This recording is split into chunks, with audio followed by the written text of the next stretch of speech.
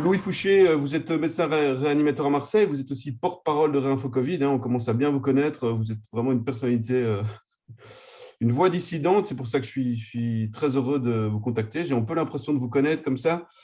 Donc vous êtes une autre voix dans cette doxa politico-médiatico-scientifique, cette doxa sanitaire qu'on nous sert depuis plus d'un an. Alors, ce que j'aime bien aussi, c'est que vous ne vous cantonnez pas uniquement au domaine scientifique, médical, mais vous abordez aussi des aspects anthropologiques, sociologiques, philosophiques, la sagesse antique aussi. Et puis, je trouve aussi que vous semblez être une âme bienveillante et ça, c'est plaisant.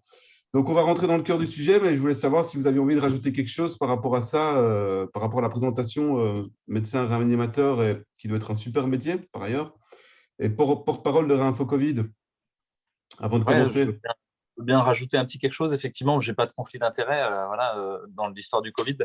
Et c'est un peu pour souligner qu'il y a d'autres gens qui ont des conflits d'intérêt et que c'est quelque chose qui va miner toute la discussion en fait autour du Covid, autour de l'épidémie, parce que les gens sont attachés de partout leur, euh, par des intérêts financiers, par des intérêts politiques, euh, par parfois leur mode de vie aussi tel qu'il est. Et que il y a beaucoup de gens aujourd'hui qui sont traumatisés en fait, et qui ont du mal à changer d'avis simplement parce que bah, ils n'arrivent plus à réfléchir et ils sont pris dans tous leurs attachements, quoi. L'autre chose que je voudrais rajouter, c'est que je ne parle pas du tout pour mon institution. Je parle pour moi. Je tiens à rester en bon terme avec les gens qui m'emploient parce que ça, pour le moment, j'ai besoin de mon salaire, on va dire. Et puis parce que je pense honnêtement que tout le monde essaye de faire le mieux possible autour de cette épidémie.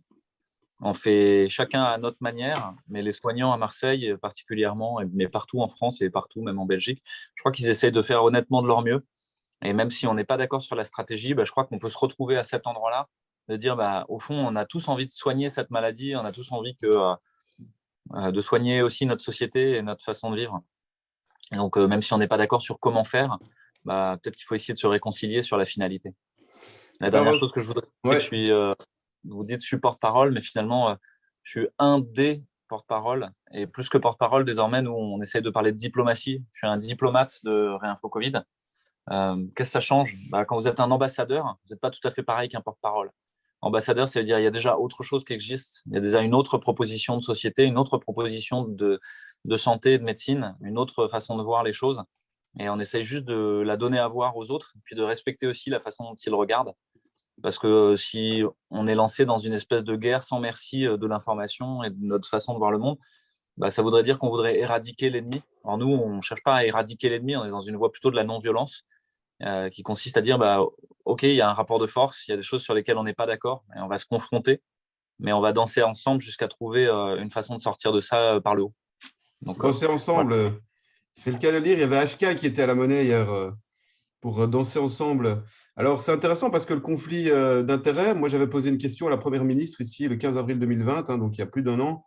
Et je lui avais, donc, après ça, j'ai été interdit de conférence de presse pendant 8 mois. Et justement, je lui avais dit, je lui avais demandé ouais, ouais, ouais, j'ai pu re-rentrer grâce à une avocate alors que j'ai ma carte de presse.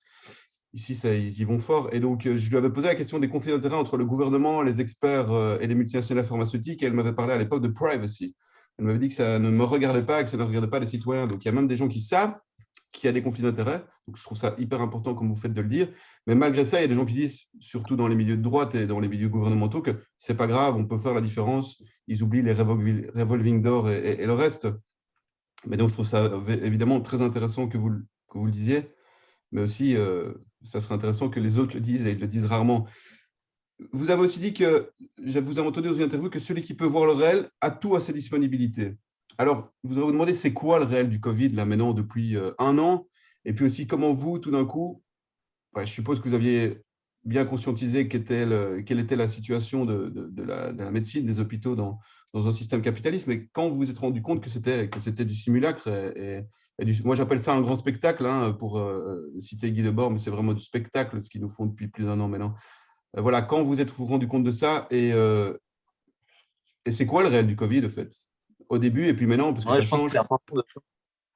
Ouais, ça change tout le temps et puis on essaie de rester attentif parce que on peut vite être réemmené dans un mouvement d'émotion. C'est intéressant qu'on se repenche sur Guy Debord et la société du spectacle, effectivement. Depuis quelques jours, on voit fleurir finalement l'Inde et la gravité en Inde. Et comment savoir si c'est réel en fait? Comment savoir ce qui se passe vraiment? De l'autre côté, on a un ministre de la Santé indien qui dit non, en fait, ça va, c'est les médias qui surjouent à mort. On a des images juxtaposées sur Internet où on voit explosion de gaz à tel endroit, à New Delhi, et de l'autre côté, le Covid, mais c'est la même image et la même personne avec de l'oxygène. On dit, mais qu'est-ce qui est vrai alors? Qu'est-ce qui est faux? Et on se rend compte qu'on est dans une ère de post-vérité. C'est extrêmement difficile de savoir ce qui est vrai et ce qui est faux. Et que une des recommandations que je peux faire, c'est d'essayer de retoucher le réel autour de soi, en fait, avec ses 5 sens déjà. De sortir dehors et de regarder qu'est-ce qui se passe, qu'est-ce qui nous met en tension, qu'est-ce qui abîme notre société aujourd'hui. Est-ce que c'est vraiment un virus ou est-ce que c'est les mesures gouvernementales, les mesures sanitaires, les atteintes aux libertés, la destruction du lien, du tissu social, la destruction du droit social et du droit du travail au motif de la pandémie, la destruction de l'activité des petits entrepreneurs ou des artistes. Moi, j'ai plutôt l'impression que c'est ça, en fait.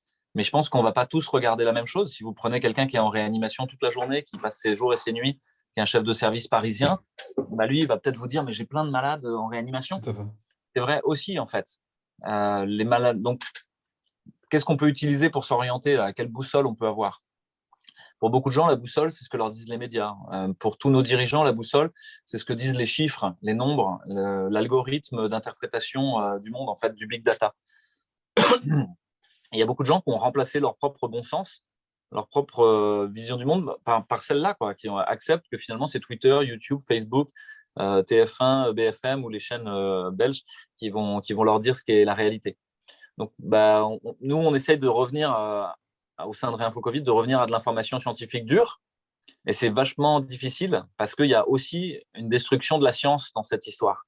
Petit à petit, c'est Kamran Abbasi qui l'a dit, je l'ai dit plusieurs fois, mais COVID-19, politicization, corruption and suppression of science. Il dit corruption, politisation et suppression de la science. Donc, on a beaucoup de mal à savoir quelles sont les informations pertinentes.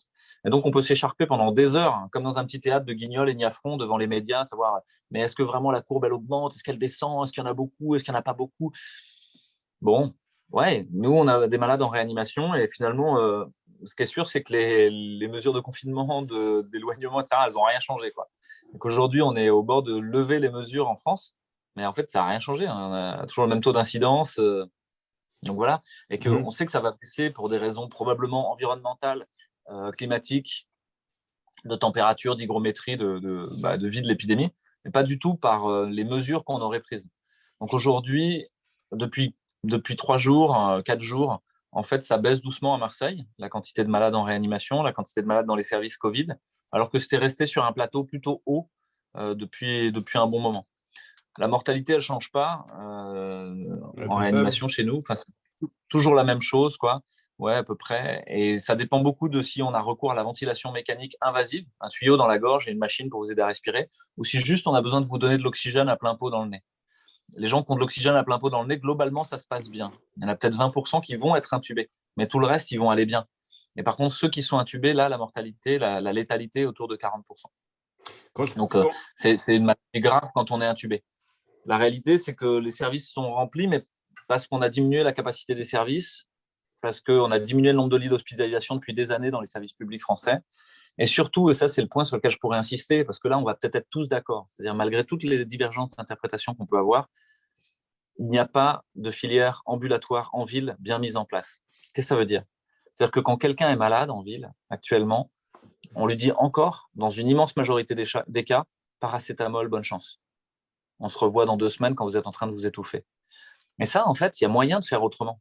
Et il y a des généralistes en France, des réseaux de soins. On a essayé d'aider à en mettre en place aussi avec Réinfo Covid. On a demandé à la HAS de le faire, aux ARS de le faire. Elle reste sourde, en fait, à ces appels.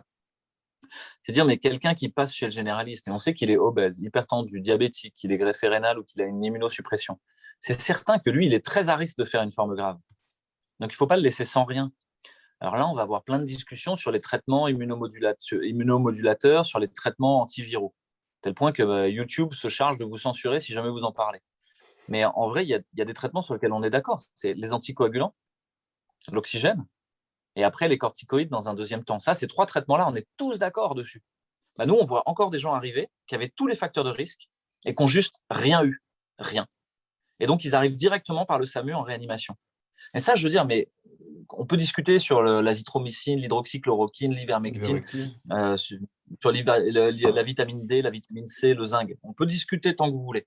Mais déjà, il y a un élément pragmatique pour moi, c'est quand vous avez quelqu'un qui est à très haut risque, eh ben, vous admettez d'essayer des choses qui sont peut-être pas gravées dans le marbre de la science, mais qui peut-être permettent d'aider. C'est dans ce cas-là, le pari pragmatique, il est, ouais, ok, je vais lui filer des trucs qui sont pas très toxiques, qui peuvent rapporter gros. Je suis pas complètement sûr de mon coup, mais c'est pas grave, ça peut rapporter gros.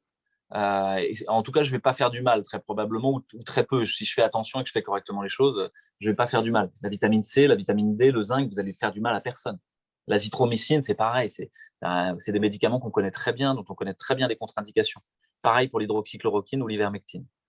Bah, croyez-moi ou non, aujourd'hui, il y a des pharmaciens qui refusent de délivrer à l'hôpital l'ivermectine. Ils n'ont pas le droit. Hein. C'est-à-dire que normalement, c'est ma prescription, c'est mon engagement de responsabilité. Et ils sont tellement dogmatiques, ils sont tellement devenus fous, qu'ils disent « Ah non, je ne peux pas me permettre de donner ça ». Par contre, ils délivrent du sérum de patient guéri, ils délivrent des anticorps monoclonaux, des thérapeutiques qui sont très peu évaluées, dont on ne sait pas du tout si elles sont bénéfiques. Voilà, on a quelques vagues études faites par les laboratoires eux-mêmes. Ça, ils n'ont pas de problème à le donner. Ils n'ont pas de problème à me laisser délivrer du NO inhalé qui, dans cette indication-là, mais c'est même pas sûr que ça sert à quelque chose, quoi. Et pourtant, il y a une toxicité importante. Et l'ivermectine, truc qui a un niveau de toxicité très, très faible. Ça en a, hein, je veux dire, il y a une toxicité sur le foie potentielle, Ouais, etc. mais Mais par rapport au remdesivir, ça n'a rien à voir, ça n'a rien à voir, la Belgique évidemment. vient de vendre pour des millions de remdesivir à l'Inde, Ouais, c'est beau, hein, quand en on ne veut faisant pas d'un semblant de truc, les après on aider. refourgue aux pays en voie de développement. Enfin bon, tout ça pour vous dire qu'on pourrait mettre en place des filières de soins en ville où les gens, ils ont un traitement, où ils sont surveillés surtout, on les regarde de près par la saturation, par une infirmière qui passe à domicile une fois, deux fois, on leur fait les anticoagulants, et ça fait tout plein de gens qui ne vont pas aller à l'hôpital, qui ne vont pas faire de forme grave, qui ne vont Le pas rôle du mourir. généraliste. Le rôle du généraliste, exactement. Et là, le généraliste, c'est comme s'il n'existait plus. Bah, pour moi, c'est un scandale, en fait. Et on fait peser à l'hôpital, à un hôpital qui était déjà défaillant, tout le poids de cette épidémie. Et après, on fait peser le poids qu'on a fait peser à l'hôpital, on le fait peser sur la population. Donc là, il y a vraiment un truc de tordu. La deuxième chose que je pourrais dire, c'est OK, il y a une épidémie, mais de toute manière, ça ne justifie pas de mettre à bas toutes vos libertés, de laisser s'installer une tyrannie, un totalitarisme technosanitaire. Il n'y a rien qui justifie ça. Quand bien même, il y aurait des millions et des millions de morts. Épidémie, vous dites, hein? On n'est pas dans une pandémie. Hein? Après, on peut discuter plein de termes. Il y a des gens qui ont proposé le terme de syndémie, qui est Ouais. intéressant aussi, qui apporte une nuance un peu différente. Mais je crois qu'on en a parlé, c'est la société du spectacle, c'est la notion peut-être d'astroturfing aussi, c'est monter en épingle quelque chose qui existe, certes, mais qui ne devrait pas préoccuper l'ensemble de votre champ mental toute la journée, quoi. C'est notre affaire de médecin, c'est notre affaire de réanimateur, c'est notre affaire de système de santé de s'occuper de ça. C'est pas l'affaire de tout un chacun dont ça doit être toutes les conversations, toute la journée tourner autour de ça. On est arrivé à un traumatisme, à une espèce de folie, quoi. Ouais, c'est Ça va, je incroyable. réponds à votre question autour Oui, oui, de. oui, tout à fait. Mais c'est incroyable ce qui se passe depuis là, plus d'un an. Moi, je pense que les gens et la société et le système étaient prêts. Dans les années 70, ça n'aurait pas pu passer. Je pense qu'ils ont déjà essayé en 2009 de le faire passer. J'étais même tombé sur un document du Sénat que je vais essayer de retrouver où ils expliquaient qu'on on pensait que l'OMS avait un peu créé une fausse. Je le lis ici, hein, donc c'est un document du Sénat. Donc, rapport du Sénat sur la grippe H1N1, rapport numéro 685, qui dit au paragraphe 3, la mise en cause de l'OMS, il dit la déclaration le 11 juin 2009 par la directrice générale de l'OMS d'une pandémie de grippe H1N1, d'emblée considérée comme de gravité modérée, du moins dans ses premiers jours, a rapidement suscité des critiques à l'égard de l'OMS, soupçonné au mieux d'avoir surestimé le risque et recommandé aux États membres des mesures disproportionnées et d'un coût démesuré, au pire, et c'est un rapport du Sénat, d'avoir inventé une pandémie sous l'influence des industries pharmaceutiques désireuses de rentabiliser leurs investissements grâce à l'application de plans nationaux. On est en 2009, c'est un document du Ouais, Sénat français. je l'ai relu au tout début de l'épidémie, ce texte. Je crois que tout le monde devrait le dire. C'est un rapport sénatorial sur la grippe C'est H1N1 en énorme. 2009. Et tout est déjà dit, effectivement. Si vous le lisez, vous pourriez juste changer le titre et mettre rapport du Sénat sur l'épidémie de Covid-19. Donc, ouais, en Bon, 2009, il y a un mécanisme qui s'est grippé et en 2020, ça a fonctionné. Vous êtes d'accord avec ça? ouais, peut-être, ouais, c'est possible. Alors après, comment dire ça? Il y a beaucoup de gens, ils vont tourner autour de la gravité et puis on va vite arriver à des arguments émotionnels et plus rationnels. C'est-à-dire quelqu'un va vous dire, oui, mais moi j'ai quelqu'un de ma famille qui est mort, etc. Bon, ok. Et ça, je crois que c'est important d'en prendre soin, de ne pas essayer de démontrer aux gens que c'était rien. C'est pas rien. C'est pas rien, ne serait-ce que parce qu'on en a, par la façon dont on l'a traité ou dont on l'a pas traité, on a rendu ce truc-là beaucoup plus grave que ça n'était. Donc là, je voudrais me réconcilier en fait avec les réanimateurs qui disent ouais, t'es un rassuriste, tu dis qu'il s'est rien passé. Non, il se passe pas rien, on est d'accord. Mais Mais en ça fait, ne justifie pas ça en fait. on ne fait pas une politique avec ça. Non. Parce que quand j'ai posé la question au ministre de Cran en conférence de presse de l'équilibre coût-bénéfice, il m'a parlé des faire-part de décès dans les journaux. On a tout sauvé, mais c'est incroyable. Donc, je suis d'accord que les gens, il faut comprendre leur souffrance, hein, mais il y a une différence, on ne fait pas une politique avec ça. Et pourtant, c'est ça qui est en train de se passer. Ouais, tout à fait. Ouais. Et puis sans regarder la big picture, quoi, c'est-à-dire la globalité de l'équation. C'est-à-dire qu'on puisse se tromper, qu'on puisse s'emballer sur un truc parce qu'on a une société extrêmement fragile qui est prise par toutes ces peurs, qui était déjà en délitement de tous les côtés dans le système néolibéral mondialisé, capitaliste. Bon, ok. Quelque part, l'épidémie, c'est une chance. Elle nous permet de regarder ça en face, le fait que notre société elle est en train de s'effondrer Ouais, réellement. on y Et ça reviendra. Ouais. donne raison aux collapsologues et à tous les gens qui parlent d'effondrement. On est en train de s'effondrer. Et c'est pour moi une très bonne chose parce que c'était nécessaire et ça faisait longtemps qu'on devait regarder ça en face. Le problème, c'est qu'on refuse de regarder dans la globalité l'équation.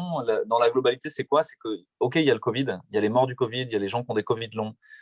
Tout ça, il faut en prendre soin. Il y a des gens qui ont la maladie, qui ne sont pas bien, etc. Mais il y a tout le reste. Tout le reste, c'est la vie économique, la vie sociale, la vie culturelle. Qu'est-ce qui se passe au niveau financier? Qu'est-ce qui se passe au niveau démocratique? Mais quand vous faites la balance de ces deux choses-là, que vous mettez sur un plateau chacun, là, vous voyez que les effets collatéraux de la politique sanitaire, en fait, sont bien plus importants que la létalité et la morbidité de la maladie elle-même. Et ça, il y a juste un moment où on devrait le regarder en face. Donc nous, on a essayé de mettre en exergue des témoignages de souffrance, de montrer des choses qui se passent.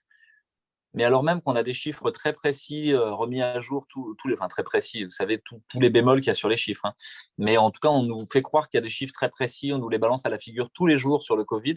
Par contre, on nous donne assez peu de chiffres sur les suicides chez l'enfant, sur la dépression chez l'enfant, sur les niveaux de Catastrophique. destruction de l'apprentissage scolaire, sur chez les jeunes le décrochage scolaire et le décrochage universitaire, sur la perte d'espoir, on ne le mesure même pas en fait. Toutes ces choses-là, pourtant, elles sont là, quoi. Et c'est difficile de les regarder en face. Il y a beaucoup de gens qui préfèrent ne pas les regarder en face. Parce que quand vous êtes institutrice ou professeur et que ça fait un an que probablement vous faites du mal aux enfants, si jamais vous le regardiez en face, ça veut dire que depuis un an, vous seriez un salaud. Et donc, vous allez préférer mentir. Vous allez préférer travestir la réalité parce que c'est trop difficile à regarder. Donc, je pense qu'à un moment, peut-être qu'il ne faut pas. C'est trop tôt pour essayer de démontrer quelque chose aux gens et qu'il faut plutôt parler de qu'est-ce qui pourrait nous unir et vers quel futur désirable on voudrait aller à partir de maintenant, à partir de ça. On dit ce qui s'est passé, ok, c'en est là. On le laisse de côté. Ça viendra quand ça viendra, les procès de Nuremberg, les purges, les réconciliations. Ok, ça viendra quand ça viendra, au rythme qu'il faudra. Moi, je suis plutôt pour une voie de la non-violence et de la réconciliation, mais c'est plutôt de dire, à partir de ce point où on en est maintenant, comment on va vers quelque chose de chouette. Et à la fois au niveau sanitaire pour s'occuper de cette maladie.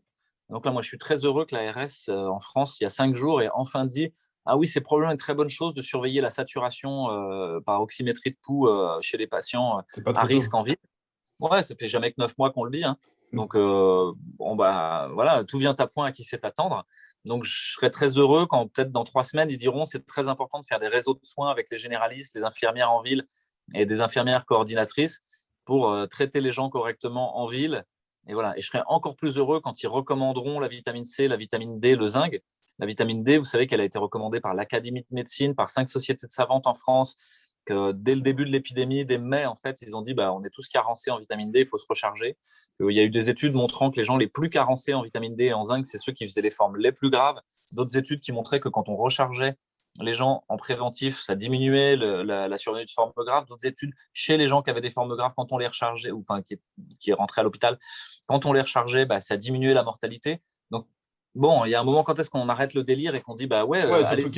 surtout qu'il n'y a aucun risque Exactement, à le c'est que faire. là, pour le coup, ça coûte rien, c'est pas compliqué, il y a pas de risque. Alors, si on veut être pinaillé, il y a toujours des risques.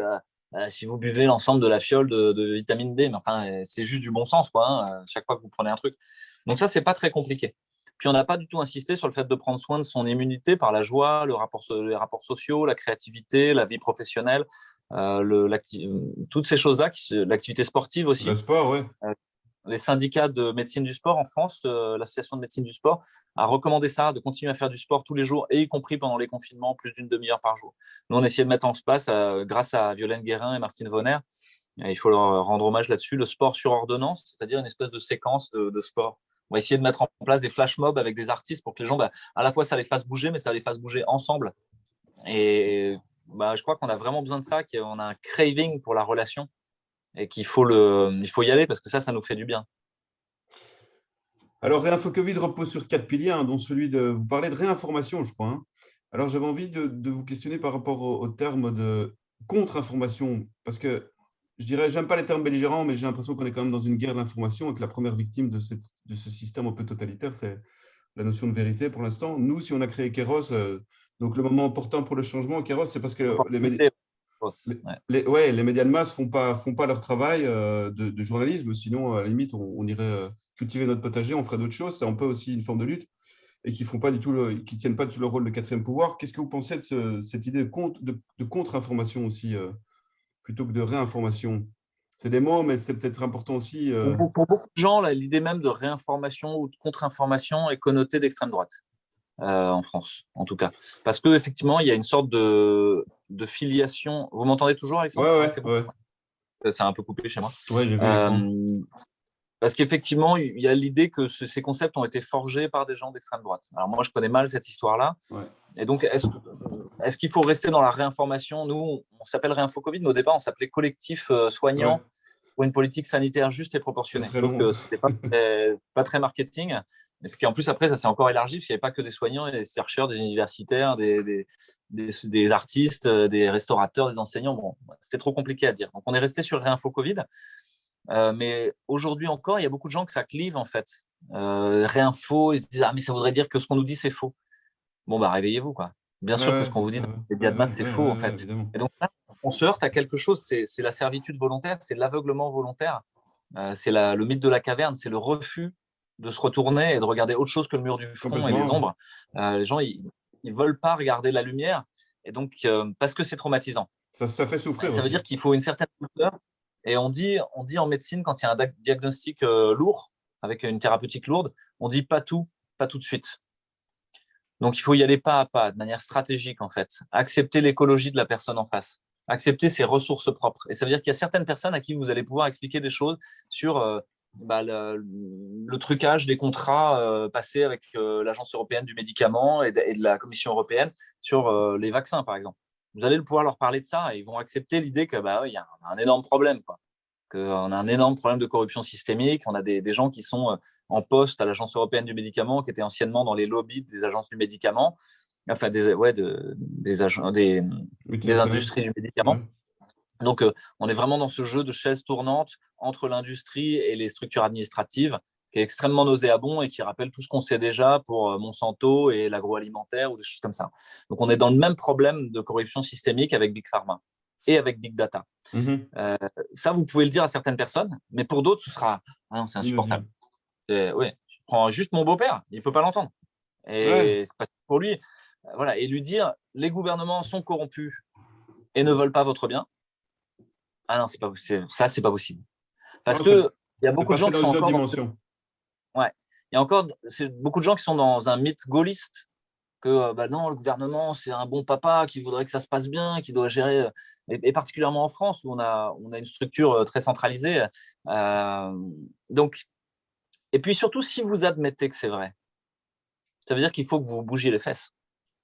Ça veut dire qu'il faut réagir. Vous avez plus le choix maintenant. Vous êtes soit un résistant, soit un collabo. Et ça, cette convocation-là, il y a beaucoup de gens qui préfèrent ne pas la regarder en face. Et dire non, mais en fait, ça va, c'est bon, c'est pas grave, ça va revenir comme c'était, il n'y a pas de souci, quoi. Puis on leur mange ça. On fait cuire la grenouille doucement, on monte le feu. Ils veulent pas s'en rendre compte. La grenouille, elle veut pas regarder. Ouais, complètement. Donc là, j'ai envie de dire qu'il y a un texte de Attali qui date de 81, je crois, qu'on peut retrouver encore. Dans ce texte de Attali, il dit on a un problème de surpopulation, finalement, il va falloir se débarrasser des gens, l'euthanasie sera notre première arme. Ah bon? Super, Ouais. merci Jacques. C'est des trucs qui vous laissent rêveur quand même quand vous les lisez, hein, que le type ait osé publier ça. La solution, et on entend presque le final dedans, hein, quand vous relisez ce texte de Jacques Attali. Je leur dis à chaque phrase que c'est Jacques Attali, parce que si les gens veulent couper ce petit morceau que je suis en Ouais. train de dire, ils pourraient me faire dire l'inverse de ce que je suis en train de dire. Donc je vais redire à chaque fois que c'est Jacques Attali qui Ouais. l'a écrit. Qui est d'un cynisme Qui est d'un énorme. niveau de cynisme absolument délirant, où il explique finalement, on pourrait peut-être se débarrasser des gros et des vieux en faisant ce qu'il faut pour qu'il y ait une maladie qui survienne. Dit Jacques Attali. Ouais, dit Jacques Attali. Et on aura pris soin de trouver le remède.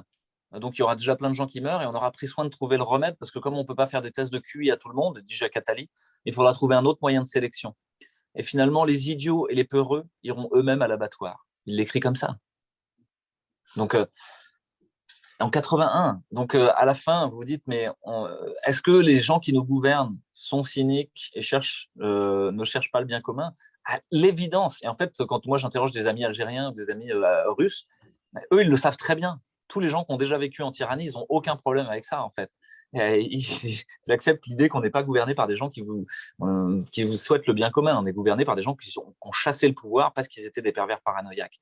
Oui, une preuve de cet état de fait qui ne veulent pas du tout, qui ne désirent pas le bien commun et qui travaillent pour eux-mêmes mais pour une petite minorité, c'est que tout débat était déjà impossible avant le Covid, mais maintenant, c'est vraiment la censure est incroyable et impitoyable. Vous-même, vous dites dans une interview que vous voyagez sur une ligne rouge quand même, mais il y a des mots, ou en tout cas des sujets que vous ne pouvez pas trop aborder, parce que comme vous dites, vous avez aussi un salaire. Donc, on doit quand même on doit presque tous s'autocensurer, quoi, pour Exactement, ouais. l'instant. Là, l'ordre des médecins, le code de déontologie a changé le 22 décembre 2021, je crois, à peu près, ou 24 décembre, disant qu'en gros, moi, en tant que médecin, quand je parlais de médecine, je n'avais pas le droit de parler d'autre chose que ce que disait, en gros, la Haute Autorité de Santé et l'ARS. Une vision très particulière de la médecine et de la science, hein, où il n'y aurait qu'une seule vérité. La science, c'est le doute. Hein. C'est justement la contradiction et le dissensus qui amène à trouver de manière plus juste ce qui est souhaitable et ce qui est pragmatiquement faisable. Cette collusion, en gros, du pouvoir avec les médias, elle n'est pas nouvelle non plus. En fait, il n'y a rien qui est nouveau. Non. Il n'y a rien qui apparaît avec le Covid. Noam Chomsky en parle déjà dans Manufacturing Consent et Serge Halimi, le patron du Monde diplomatique, en parle déjà dans Les Nouveaux Chiens de garde. Et Alain Quand il dit que Kardot. Exactement, ouais. Quand il parle de la collusion du pouvoir médiatique et du pouvoir politique et du pouvoir économique. Et que finalement, les pouvoirs politiques et médiatiques sont des marionnettes au service de puissances économiques qui sont là pour fourguer leur cam, quoi. Et si on veut se donner la peine de se dessiller 2 secondes, c'est évident, quoi. En fait, c'est pas quelque chose qui paraît très fou quand on le dit. Donc, il y a des gens, juste, je crois, qui veulent pas le voir encore une fois parce que ça leur fait peur ou parce que c'est traumatisant. Donc, peut-être que c'est pas le bon endroit où on peut regarder. Alors après, sur la ligne rouge dont vous parliez ou la censure, il y a l'autocensure, vous l'avez dit. Et je pense qu'aujourd'hui, il y a plein d'artistes, par exemple, qui s'autocensurent, qui n'osent pas parler parce que s'ils parlaient de leurs conditions et tout, ça veut dire que peut-être qu'ils toucheraient plus leurs subventions. Il y a des restaurateurs qui s'autocensurent parce que aujourd'hui, finalement, les aides, ça leur permet de vivre à peu près correctement. Et s'ils réouvraient dans des conditions sanitaires strictes, ils auraient moins de salaire que ce qu'ils ont aujourd'hui. Et donc, ça veut dire chacun, en gros, est séparé, regarde son petit bout de la lorgnette chacun, et dit, bon, pour le moment, ça va, je survis, quoi. Bon, ça, c'est juste, c'est vrai. Mais à quel prix? Aujourd'hui, les aides pour les restaurateurs, c'est la fin de la vie sociale, déjà. C'est aussi une dette éternelle et infinie au niveau économique qui permettra tous les asservissements. La dette, c'est l'outil de l'asservissement. Et donc, on ne veut pas regarder trop ça en face.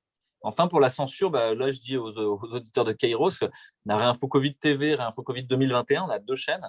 En fait, elles ont été censurées déjà pour plus de 15 vidéos. Et c'est très compliqué pour nous parce qu'à chaque fois, on a des interdictions de publication et On a eu la même chaîne chose. de sauter, elle disparaît.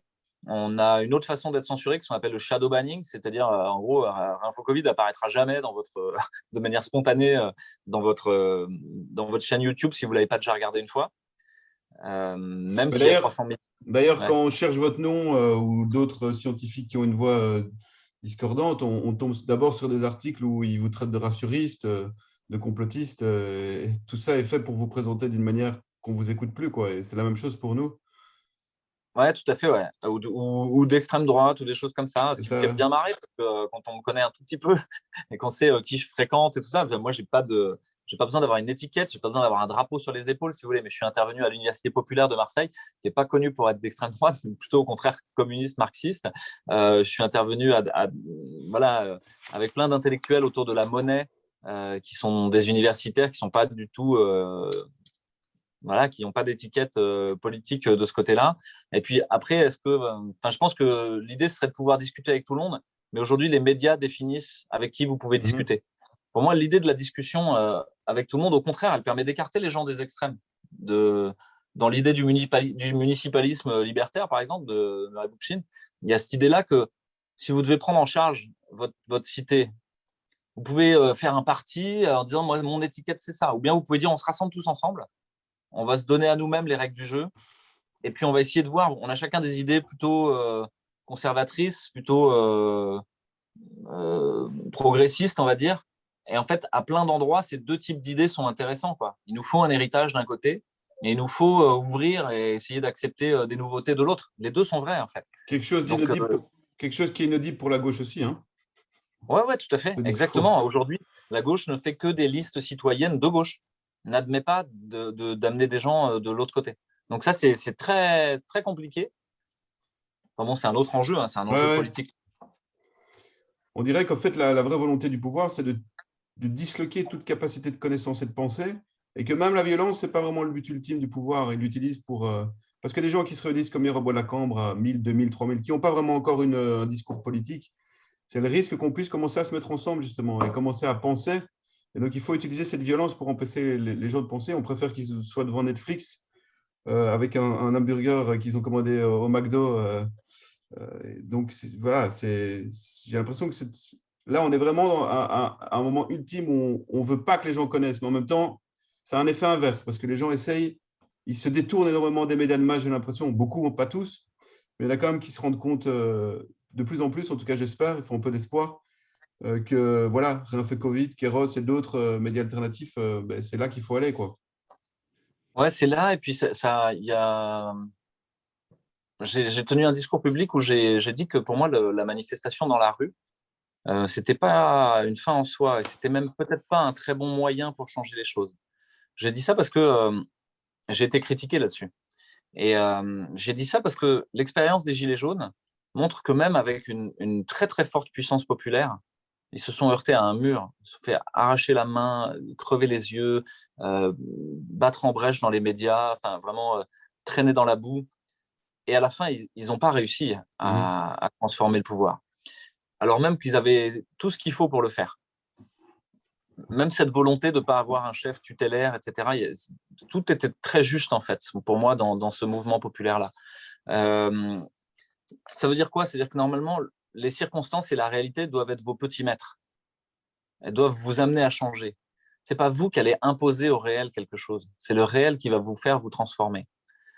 Ça veut dire quoi? Ça veut dire que il faut contourner le mur. Il faut contourner ce dans quoi vous allez buter. Et aujourd'hui, tout ce qu'on voit, c'est que si vous êtes seul, vous n'allez rien pouvoir faire. Mhm. Vous allez vous faire écrabouiller au talon par le pouvoir. Et c'est la première chose que j'ai faite, moi, c'est de crier à l'aide, en fait. C'est-à-dire, aidez-moi. Et c'est comme ça qu'on a créé Réinfo Covid. C'est à partir d'un besoin d'entraide mutuelle. Et aujourd'hui, les gens peuvent faire beaucoup de choses. Souvent, les gens qui nous écrivent, mais qu'est-ce que je peux faire? Qu'est-ce que je peux faire? Qu'est-ce que je peux faire? C'est déjà un En aveu fait, vous pouvez d'impuissance. faire… Ouais. Mais en vrai, vous pouvez faire énormément de choses. Et là, je m'adresse aux internautes. Juste en créant votre chaîne YouTube, en re-uploadant la vidéo, en mettant des likes, en créant 3 comptes Gmail et en regardant juste 3 fois chacun la vidéo, avec à chaque fois l'adresse Gmail différente, bah, vous allez faire 3 vues au lieu d'une et vous allez faire monter en nombre de vues la vidéo de Kéros qui va passer de 200 000 vues à 600 000 vues, puis à 800 000. Et en fait, la puissance du nombre, la puissance de cette espèce de mining de views et va tout changer, quoi. Vous Ça pouvez va écrire tous. aux responsables de YouTube. Si vous êtes 50 000 par jour à écrire aux responsables de YouTube en envoyant les vidéos censurées en disant mais pourquoi? Et 50 000 fois par jour, le responsable de YouTube il reçoit Mhm. la même vidéo en lui disant mais pourquoi? Qu'est-ce qui passe dans ta tête? Et ça, vous pouvez le faire en fait. Vous avez besoin de personne pour le faire. Ouais, Et il porter se trouve plainte. que Ouais, plainte porter contre l'État plainte. aussi, contre l'État, je voulais dire, parce que c'est l'État ça va revenir, c'est l'État qui accepte que, c'est là, c'est l'État qui accepte que YouTube ne respecte pas la liberté d'expression et le droit des journalistes. Et donc, en portant plainte, nous, par exemple, il y a une avocate qui porte plainte contre l'État à ce niveau-là, parce que la vidéo de Christophe de Brouwer, qui est un ancien président de santé publique à l'Université libre de Bruxelles ici et qui étudie les chiffres depuis plus d'un an, elle était à panne depuis un jour sur Kéros, elle avait 27 000, 30 000 vues. Hop, ils l'ont enlevé, mais pas de bol, sa fille est avocate, donc elle va, on va essayer, hein, on ne sait pas si ça fonctionnera, mais c'est vrai que la censure est énorme. Je voulais venir aussi sur l'idée de non-violence, parce que, en fait, je suis assez d'accord avec, mais l'État fait tout pour qu'on réagisse violemment. Rien qu'hier, par exemple, il y avait des milliers de personnes qui étaient pacifistes, qui l'avaient dit. Elle avait dit qu'elle ne ferait rien, mais il y avait un petit groupe de 40 antifa, très violents. Et la police, j'ai des contacts à la police, ils m'ont dit on n'a rien fait pour les arrêter, on a même attendu qu'ils lancent des bouteilles et des trucs pour charger tout le monde, en fait, et mettre tout le monde dans le même tas. La question que je me pose, c'est jusqu'à quand on va demeurer pacifiste, hein, parce que même Gandhi, Martin Luther King ou Mandela, on les a toujours présentés comme des grands pacifistes, mais ils avaient dit que dans certaines circonstances, la non-violence, je dis toujours, si on est dans la jungle avec des gens qui ont des kalachnikovs, si on est avec nos cure-dents, ça ne sert à rien. Donc ma question, c'est jusqu'à quand on pourra rester des irréductibles de la non-violence, parce que l'État devient vraiment là, rien qu'avec les gilets jaunes, comme vous avez dit, mais ils deviennent du violence extrême, quoi. Ils tabassent des jeunes de 15 ans. Hier, ils ont gazé des gens d'une manière incroyable, alors voilà, rien ne le justifiait, quoi. Ouais, c'est difficile de tenir. C'est chaque jour renouvelé, en fait, cette histoire de non-violence. Et il y a beaucoup de méprise parmi les gens qui peuvent écouter mon discours en pensant que ce pourrait être l'idée de se laisser taper dessus. La non-violence, c'est pas de se laisser taper dessus. Et tu l'as dit, Gandhi, il dit si jamais la seule chose que vous pouvez faire, c'est de prendre des bâtons, des pierres et des fusils et d'aller vous battre, faites ça. Donc, on a tous des chemins différents. Mon chemin à moi, c'est celui de la non-violence. Mais ça ne veut pas dire que tout le monde doit emprunter ce chemin-là. C'est-à-dire qu'il y a peut-être des gens, leur chemin à eux, c'est de réagir violemment, ça les touche tellement fort et ils ont tellement d'énergie à sortir. Pour moi, la voie de la non-violence, c'est de se dire que l'obstacle, encore une fois, est mon petit maître. Que si je me fais tabasser, que si des antifas, des black blocs ou ce que tu veux, viennent mettre le bazar, c'est OK, il faut que j'ai un service d'ordre au sein de la manifestation. OK, il faut que j'étudie ce que sont les antifas. OK, il faut que je traîne les antifas dans la boue médiatiquement et publiquement pour montrer ce qu'ils sont vraiment, des agents du pouvoir. Je suis d'accord. Et donc, me dit où je dois travailler. Je me fais tabasser par les policiers, il faut que je travaille en amont avec la police. Il faut que j'aille discuter avec tous et chacun pour les subvertir et que le jour de la manifestation, ce soit pas possible pour eux, en vrai. Parce que humainement, j'ai créé un lien avec eux. Et à partir de ce moment-là, vous avez déjà gagné. Parce que si la police n'est plus capable de taper sur les manifestants, c'est terminé du pouvoir. Et donc, ça veut dire, est-ce que ça se passe au moment de la manifestation ou ça se passe de manière interstitielle partout? Je crois que, on l'a dit tout à l'heure, ça sert à rien de se battre avec la police. Ça n'est qu'un jeu de dupes, c'est Guignol et Niafron et le pouvoir qui rigole dans son palais et qui dit, bah voilà, on les occupe. Et je crois que les manifestations, aujourd'hui, sont pour beaucoup faites pour vous occuper, pour vous faire perdre de l'énergie, du temps, pour vous mettre en colère. Alors qu'en fait, il y a des choses à faire. Il y a des choses à faire dans le réel. Dans 3 jours, les listes électorales pour les cantonales, les départementales et les régionales en France ferment. Faites des listes. Inscrivez-vous. Reprenez le pouvoir politique et électoral. Les départementales et les régionales en France, c'est le nerf de la guerre. C'est l'argent. C'est un énorme chéquier où vous pouvez passer votre temps à signer des chèques pour tout le monde. Et donc, ces élections, vous n'en entendez jamais parler. Et elles sont préemptées par des petits chefs mafieux, des seigneurs de la guerre locaux, voilà, des petits patrons de camarilla locale, qui sont aux ordres du pouvoir, qui sont les vassaux du pouvoir, et qui vont tenir leurs fiefs régionaux, qui est tout à fait dans l'idéologie néolibérale de l'Union européenne, où il y aurait une destruction des États, une destruction des communes pour mettre en place des intercommunalités, détruire les départements pour mettre en place des grandes eurorégions. Mais alors donc, il faut y aller, quoi. Il faut y aller. Passez votre temps à ça. Passez votre temps à vous mettre en lien, à dire mais comment on se met ensemble? Comment on partage le pouvoir? Comment on arrive à juguler les personnalités perverses et paranoïaques et narcissiques? Comment on se répartit les charges, quel modèle de prise de décision on a. On est au vote, etc. Là, on a fait tout un ensemble de vidéos qui reprennent des éléments de gouvernance et de gouvernance partagée. Parce que pour moi, l'enjeu là, c'est pas d'aller manifester. L'enjeu, c'est de créer des structures suffisamment robustes et solides pour qu'elles tiennent sur ses deux pieds. Et à partir du moment où vous tenez sur vos deux pieds en tant que collectif, vous êtes capable d'attraper le kimono du pouvoir. Avant, c'est pas la peine. Vous serez foulé aux pieds. Et donc, c'est le fait de se heurter à un mur au bois de la Cambre, c'est ça que ça devrait vous dire. C'est arrêtez d'aller dans la rue, retournez-vous, structurez-vous, définissez ce que vous cherchez à faire et faites-le bien. Et c'est ça la voie de la non-violence. Si tu veux, c'est de prendre les leçons de la réalité, de ne pas attaquer en premier. Il y a un moment où le système va tomber dans son propre vide. Les policiers, de taper sur des innocents, d'écouter toute la journée, de mettre sur écoute des gens comme toi et moi, en fait, où à chaque fois on parle de bien commun, d'essayer de faire mieux pour le monde, tout. Mais les types qui écoutent, c'est à se dire, mais je suis au pays des bisounours, pourquoi je les écoute, ces gens-là, quoi. Pendant qu'il y a des pervers qui cherchent à faire des milliards d'euros et de dollars en essayant de fourguer des médicaments véreux ou des trucs relatés. Mais jusqu'à ce que ces gens se transforment, quoi. Ouais, Donc, donc il faut c'est tout le travail de l'annonce. une C'est désinvestir le pouvoir de ce qu'il est. une désobéissance civile intelligente aussi. Oui, oui, il y a aussi ça. C'est l'idée que c'est plutôt de jeter des briques contre le temple ou contre le pouvoir. C'est enlever les briques du temple, une par une. Faites, structurez-vous en réseau local. Réinfo Covid, Kairos et autres, de gens qui ont au clair ce qu'ils cherchent à faire. On cherche à manger, on cherche à se loger, on cherche à éduquer nos enfants, on cherche à avoir de la culture, de la beauté, de l'art, de la paix. OK, Des choses simples. une fois qu'on a posé ça, c'est des choses simples et c'est les besoins fondamentaux d'un groupe humain. Cherchons à faire ça.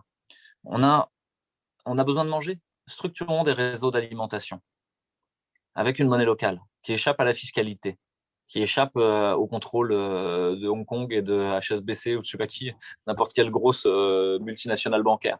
Mais tu penses que c'est possible dans une grande ville? Structurer ça. C'est difficile, c'est plus Comment? difficile. C'est plus difficile dans une grande ville, évidemment, mais bon. Ouais, mais ça doit nous dire autre chose aussi. C'est les grandes villes C'est pas un ne sont modèle. pas des espaces vivables. Ce système-là n'est pas vivable, en fait. Et aujourd'hui, à Paris, les gens ils le comprennent tellement qu'ils se tirent tous, en fait. Tout le monde se casse et achète des maisons à la campagne. Ça veut bien dire ce que ça veut dire. Ça veut dire pour moi, c'est extrêmement sain. On ne peut pas continuer à vivre tel qu'on vivait. Un monde où il y aurait une prédation des ressources en Amérique du Sud, en Afrique, en fomentant des guerres de tous les côtés, de la violence ultra importante, en oppressant des populations. Pourquoi? Pour aller produire ensuite des biens de consommation en Asie du Sud-Est, qui serait l'usine du monde, qui dégueulasserait le monde et l'Asie du Sud-Est de manière exponentielle au niveau écologique, pour ensuite être des gros consommateurs en Europe et en Occident et aux États-Unis. Ce modèle de la mondialisation-là, que j'ai résumé de manière un peu simpliste, hein, sûrement, Non, mais mais en c'est gros, un il peu n'est pas ça. tenable, il n'est pas viable, il Pas emmène, et tenable. tout le monde le sait. Donc, ça veut dire quoi? C'est-à-dire qu'il faut relocaliser l'économie. Ben, n'attendez pas, faites-le. N'attendez pas que le pouvoir le fasse pour vous ou que Big Data le fasse pour vous en vous mettant un pass sanitaire qui va vous contraindre à rester enfermé chez vous et qui va vous emmener par Uber Eats et quelques esclaves sur leur vélo de quoi manger. Remettez-vous en lien avec les agriculteurs, remettez-vous en lien avec les AMAP, recréez ces réseaux-là, faites des restaurateurs qui échappent au radar, etc. Ça, c'est de la résistance civile, de la désobéissance civile intelligente, quoi. J'en ai déjà parlé, mais un restaurateur qui veut ouvrir tout seul son restaurant aujourd'hui, il va dans le mur. Il faut qu'il le fasse avec toute sa rue, qu'il ait convaincu tout le monde. Et c'est ça le gros travail d'amont. Et puis qu'il le fasse en jouant avec le pouvoir, en mettant une table pour les policiers, en mettant une table pour les députés, en mettant une table pour Chalençon. Alors regardez, voilà, vous savez, c'est ce Parisien qui fait toujours Des probablement, repas, là. oui, des repas pour l'élite, qui se contrefout des mesures qu'elle nous impose en fait. Il y a quand même un niveau de cynisme que les gens ont du mal à regarder en face. Hein. Mais enfin, voilà, à la fin. Ils continuent leur fête, hein, on est sûr. On essaie de les coincer Oui, ici en oui, c'est Belgique, sûr et mais certain. ils continuent. Le niveau de perversion des élites au pouvoir, si vous voulez, est tel que je crois qu'il faut qu'on fasse quelque chose. Mais on n'a pas besoin de violence. Ces gens-là vont s'auto-détruire. Leur vie est déjà un cauchemar. Et donc, mettre de l'art, de la beauté aussi dans ce que vous faites. Si devant le restaurant, il y a une troupe de théâtre qui fait une représentation théâtrale et puis une foule, etc. C'est-à-dire quoi? C'est-à-dire que la police qui va arriver, elle va devoir franchir le cordon de la foule, puis voir les artistes, puis rentrer, puis voir que là, vous leur proposez une table, dites voilà, vous avez besoin de chasser les bandits, nous, on a besoin de manger et de se réunir. Est-ce que vous voulez bien prendre un repas avec nous? Et là, dans ce don-là, et puis en plus, vous leur dites c'est un repas anti-Covid, il est riche en vitamine C, en vitamine D, en zinc. Euh, vous avez mis le gel hydroalcoolique, vous avez fait les distances qui vont bien. Qu'est-ce qui va vous arriver? et même s'il vous arrive quelque chose, quoi. Justement, c'est aussi ça dans la désobéissance civile, c'est savoir ce que vous risquez. Si vous savez ce que vous risquez, vous partez pas comme un chien fou. Donc, se renseigner sur ce que vous risquez au niveau pénal. Et d'emblée, avoir des avocats. Et d'emblée, avoir un dossier, avant même que ça commence. Et puis, les gens que vous impliquez dans votre affaire, hein, le collectif de citoyens qui va venir, le collectif d'artistes, c'est pareil. Vous savez ce qu'ils risquent. Et vous avez mutualisé les frais pour l'avocat. Vous l'avez déjà embauché, le mec. Et là, allez-y, faites-le à ce moment-là. Et là, c'est intelligent. Là, vous risquez rien. Parce que voilà, c'est la grosse différence entre la désobéissance civile individuelle, où vous allez vous faire piétiner, et la désobéissance collective, qui va vous amener énormément de puissance. Au Québec, il y a des gens qui vont magasiner sans masque ensemble dans les supermarchés. Ils se donnent rendez-vous par Twitter ou je ne sais pas quoi, et ils y vont à 800 dans un centre commercial en même temps. Et ben voilà, ils vont magasiner sans On ne peut masque. rien leur faire. C'est très bien. Et il n'y a personne pour les arrêter. Et si on les arrête, ils disent OK, vous avez 800 paniers en moins. Boycott. Ça fait longtemps que ces outils-là, ils existent. Le boycott et le boycott sont extrêmement puissants dans un système qui est régi par l'argent. La seule question pour les mettre en place, c'est d'arriver à mettre en lien suffisamment de monde. Je trouve que c'est exactement ce qu'ont fait Kairos, Laissons les médecins prescrire, Réinfo Covid, Martine Vonner, Carlo Brusa, tout ça. C'est de mettre en lien une communauté de gens qui commence à être suffisamment conséquente pour faire peur au pouvoir. Ils ont peur. Et donc, qui avait déjà été qui était déjà préexistante avec les Gilets jaunes. Et donc, sur les Gilets jaunes sont venus se réagglomérer des gens qui voulaient se soigner autrement, des gens qui voulaient arrêter d'être des esclaves. Et ça veut dire qu'en fait, on est extrêmement nombreux. La question, c'est juste comment on se coordonne. Et donc là, je renvoie encore une fois, mais c'est comment on se structure. Et nous, on passe énormément de temps à Réinfo Covid à réfléchir au modèle organisationnel. Parce que pour que ce ne soit pas une tyrannie, que ce ne soit pas une start-up, que ce ne soit pas une administration lourdingue, mais que ce soit quelque chose de beaucoup plus agile, de beaucoup plus subtil, qui passe son temps à évoluer et laisser les individus porter des projets tout en ayant un nous qui protège ces projets et que le projet soit au service du nous. Ouais, la stratégie est très importante, hein. Elle est peut-être un peu laissée pour compte, mais il faudrait beaucoup plus y penser. J'y pensais justement hier.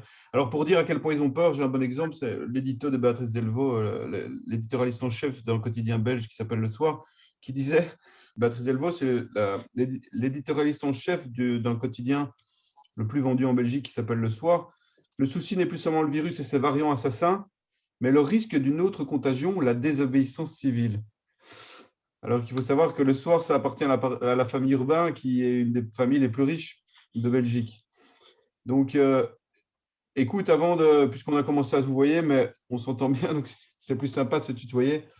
Donc, je me permets, et tutoyons-nous.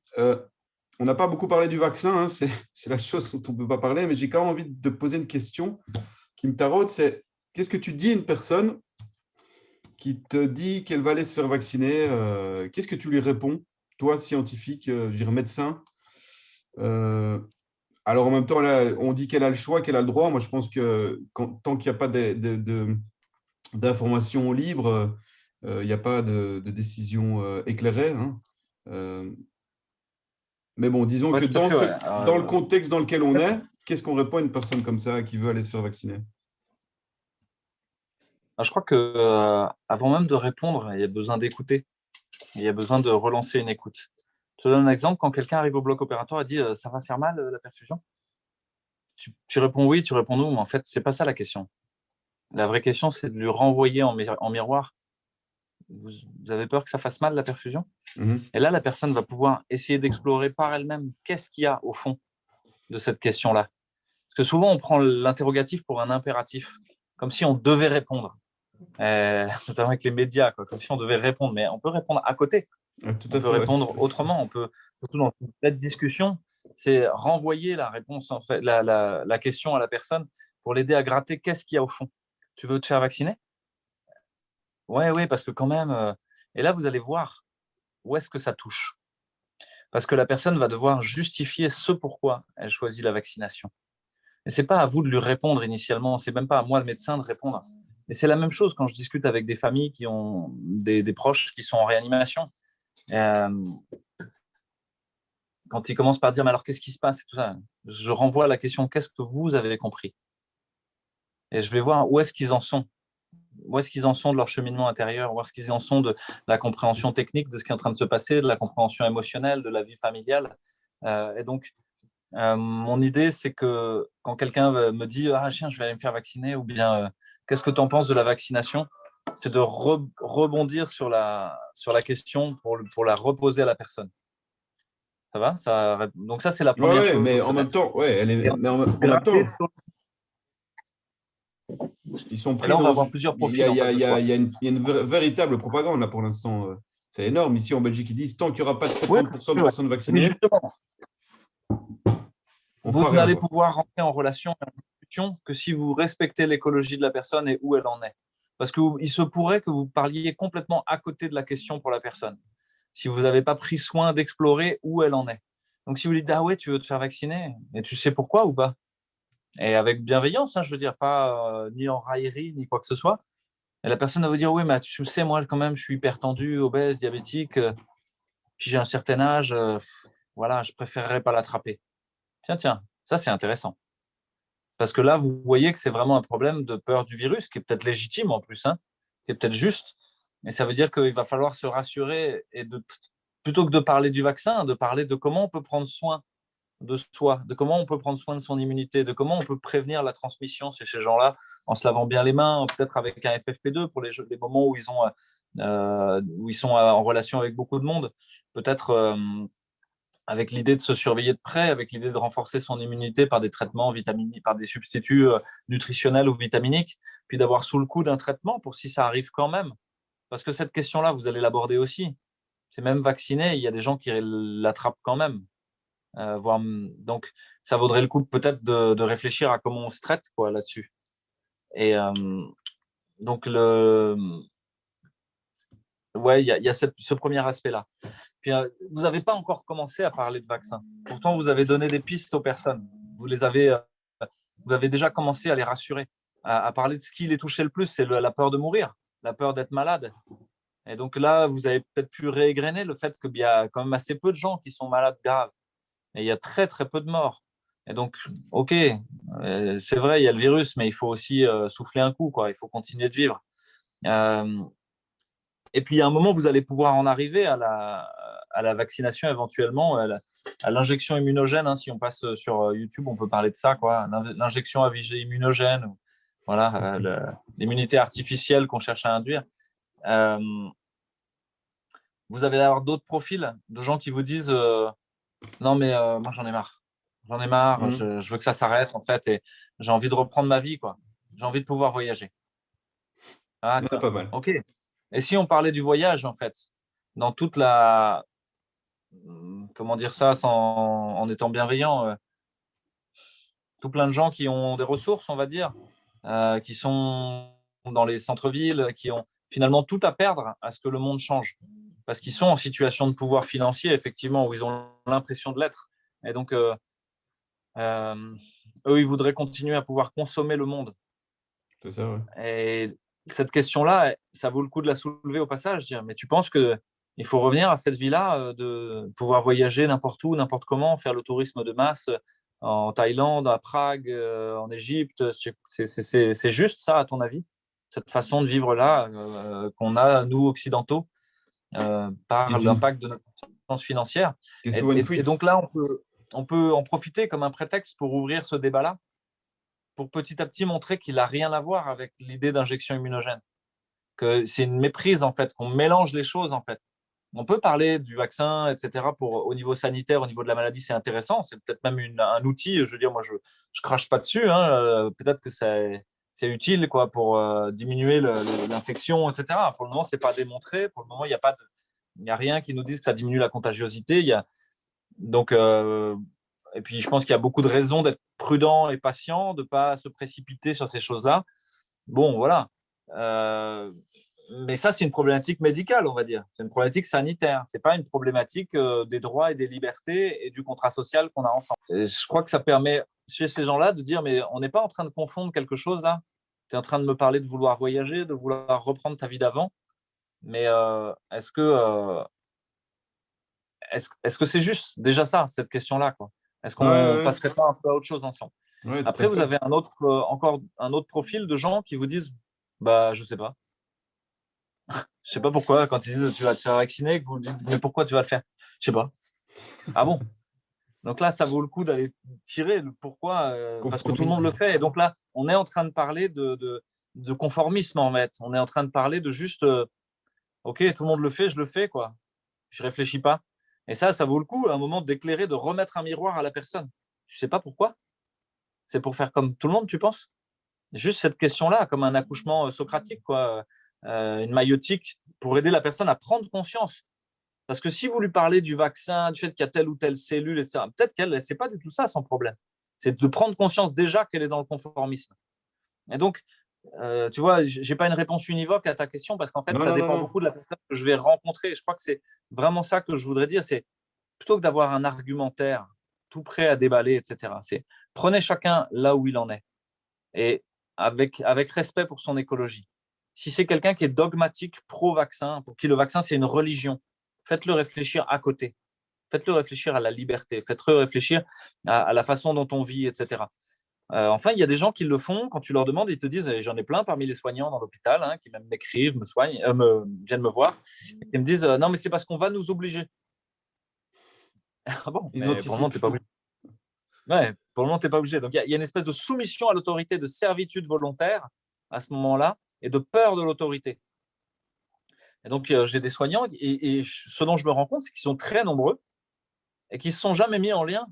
Ils n'ont jamais dit, mais en fait, on va y aller. Pourquoi? Parce que le syndicat qui est censé les représenter, en fait, il est pro-vaccinal aussi. Ouais. Et il est pro-restriction de liberté. Ça veut dire quoi? Ça veut dire que c'est encore une fois un petit maître, la réalité. C'est que les structures syndicales aujourd'hui ne sont plus les représentants des travailleurs et ne servent plus à rien dans le dialogue social. Mais bon, ça, c'est une vraie question de fond et ça veut dire qu'il faut qu'on recompose quelque chose. Ensuite, Et-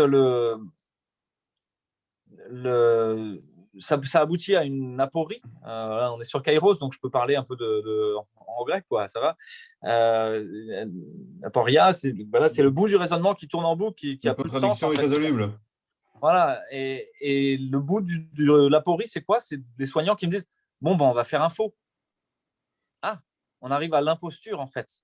C'est qu'à la fin, on voudrait continuer à vivre dans un monde d'imposture, parce que c'est plus facile de vivre l'imposture que de prendre la responsabilité de dire non et de structurer une limite nette et Ouais. précise.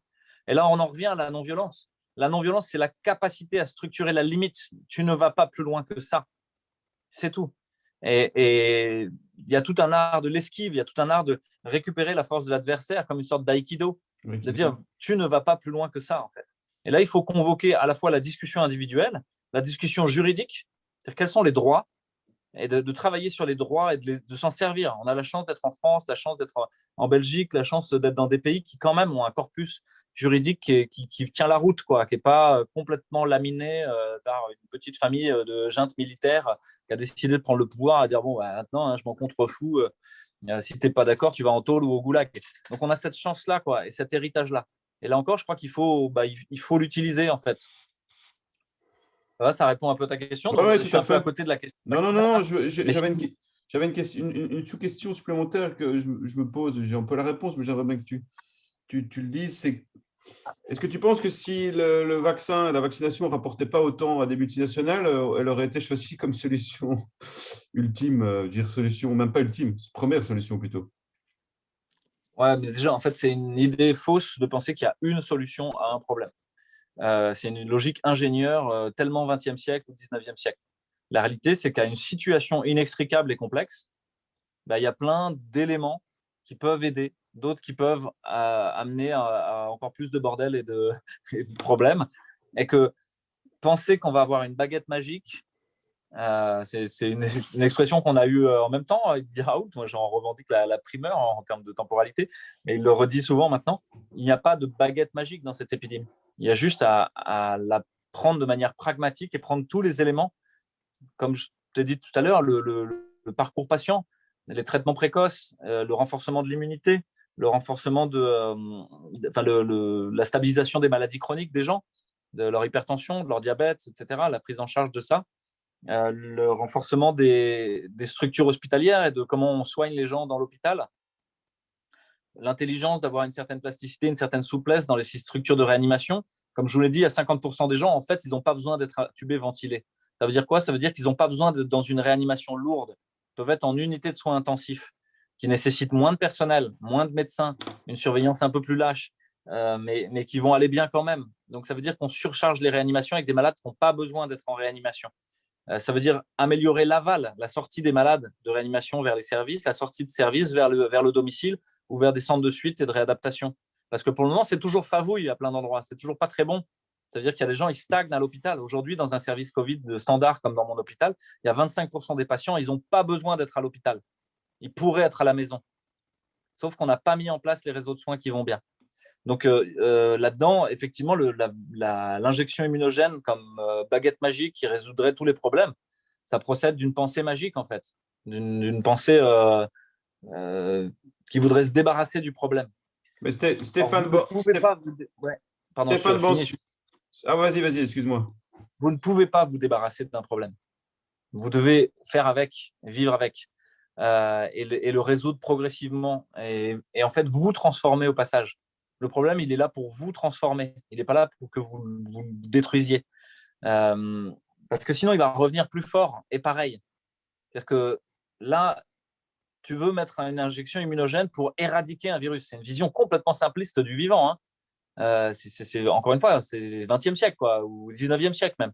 Le XXIe siècle, c'est l'idée que, en fait, on vit environné d'agents infectieux dans lequel on est en interaction entre vivants, avec une certaine diplomatie, qu'on laisse rentrer en nous, d'autres qu'on laisse à l'extérieur, d'autres qu'on laisse plus ou moins poreux. Et en fait, ça passe son temps à se négocier, à évoluer. Si tu veux détruire un ennemi, il y en aura un autre qui reviendra. Parce que la niche écologique, elle sera toujours là. Il y aura toujours des gens obèses, hypertendus, diabétiques, fragiles, des gens immunodéprimés. Et donc, ce ne sera pas le coronavirus du SARS-CoV-2, mais ce sera, je sais pas, la grippe de l'année prochaine. Ce sera le SARS-CoV-3, ce sera le SPARS, comme dans l'université Johns Hopkins. OK, donc c'est une illusion, en fait, l'éradication. C'est une vision complètement con, en fait, de la relation du vivant. C'est une idée de la guerre, en fait. Moi, je vous amène à une idée du combat. Le combat, c'est quoi? C'est pas l'éradication de l'ennemi, c'est danser avec l'ennemi et se transformer l'un l'autre au passage, jusqu'à la fin, faire la troisième mi-temps et boire un coup ensemble, boire un coup avec le SARS-CoV-2. Parce qu'actuellement, l'immense majorité des gens, ils boivent un coup avec le SARS-CoV-2 et ça se passe bien, en fait. Et ils n'ont pas de maladie grave. Donc, travaillons là-dessus, quoi, sur des dynamiques positives de transformation, pas des idées négatives d'éradication. Donc, ça veut dire quoi? Ça veut dire que l'idée même d'un vaccin qui permettrait de l'éradiquer, elle est débile. Et la réalité pratique, en plus, elle est contre-productive. C'est-à-dire qu'on a fait un vaccin contre Spike de l'année dernière. Qu'est-ce qu'on voit? Qu'en fait, il est moins actif sur les variants, qu'il n'est pas actif sur certains variants comme le sud-africain, qu'il va être probablement pas du tout actif sur encore d'autres variants. Et donc, en fait, on va laisser émerger un autre variant sur lequel ça ne marchera pas. Et quoi? On va se vacciner tous les 2 mois ou tous les 3 mois. En fait, on comprend que ça y est, l'humain est devenu une vache à lait de l'industrie vaccinale. Et que ça ne changera rien, en fait. Oui, Donc, voilà. c'est ça que je voulais dire. La baguette magique, elle arrange certains. Par exemple, Stéphane Bancel, patron de Moderna, qui est devenu milliardaire en quelques mois. Donc, je me dis aussi que peut-être que s'il n'y avait pas d'argent derrière tout ça, il y aurait eu des débats, il y aurait eu des discussions et le pognon régit le monde quand même, quoi. Et la question vaccinale, elle est imbibée dans cette question monétaire, hein, dire, Ouais, de elle profit. est complètement liée à la question financière. Et je crois que ça aussi, c'est un des problèmes qu'on doit regarder en face. C'est quand est-ce qu'on fait du soin qui arrive et comment on fait pour faire du soin qui échappe à la mainmise de l'industrie pharmaceutique ou à l'industrie de la data. Parce qu'aujourd'hui, l'industrie de la data est tout aussi prépondérante en fait dans le système de santé. C'est elle qui décide ce qu'on fait, ce qu'on ne fait pas. Vous avez vu qu'à la fin, c'est la fondation Bill et Melinda Gates qui décide si vous vous vaccinez ou si vous ne vaccinez pas. Ça ne va pas, en fait, parce que ça veut dire qu'on a perdu la souveraineté en fait, des États dans leurs décisions et que ce n'est plus les peuples qui décident de leur destin. Ce sont quelques personnes dans la Silicon Valley ou au fin fond d'une tour dorée dans un gros fauteuil. Bon, est-ce que c'est le futur qu'on veut ensemble? Moi, en tout cas, ce n'est pas celui-là que je veux pour mes enfants et donc je ferai tout pour qu'ils soient différents.